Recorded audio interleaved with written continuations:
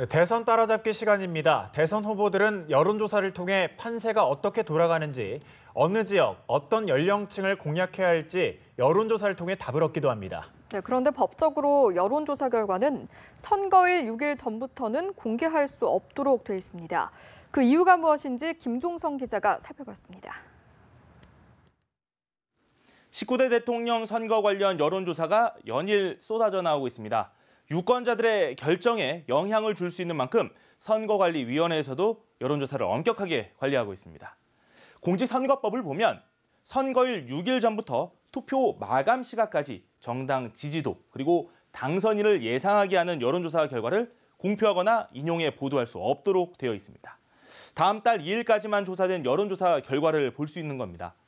그렇다고 해서 다음 달 3일부터 선거일까지 여론조사 내용 자체를 아예 볼 수 없는 것은 아닙니다. 해당 여론조사 내용이 어느 시점에 조사된 것인지만 정확하게 밝히면 됩니다. 물론 다음 달 2일까지 조사된 내용만 허용됩니다. 그런데 이처럼 여론조사 공표 금지 기간을 둔 이유는 무엇일까요?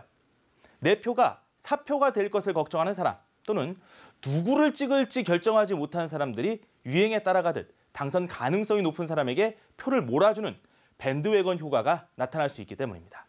반대로 저 사람만은 막자며 후순위 후보에게 힘을 몰아줘 판세를 뒤집는 언더독 효과가 나올 수도 있습니다. 선거가 임박한 상황에서 잘못된 여론조사 결과가 나올 경우에 유권자에게 미칠 영향도 고려해야 합니다.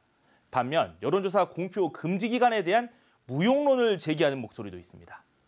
투표권을 가진 성인이 선거를 통해서 자기 의사를 표현하고 여러 정보를 다양하게 접할 권리가 있는데 이걸 법으로 제한하는 것은 지나치다는 겁니다. 여론조사가 문제가 있다면 아예 하지 말아야지 굳이 날짜를 못 박을 필요가 없다는 논리가 이 주장을 뒷받침합니다. 일각에서는 선거일에 하루 더 가까이 설문조사를 하게 되면 여론조사 오차가 0.22%포인트씩 줄어든다 이런 분석이 나오기도 했습니다. 그렇다면 해외의 경우는 어떨까요?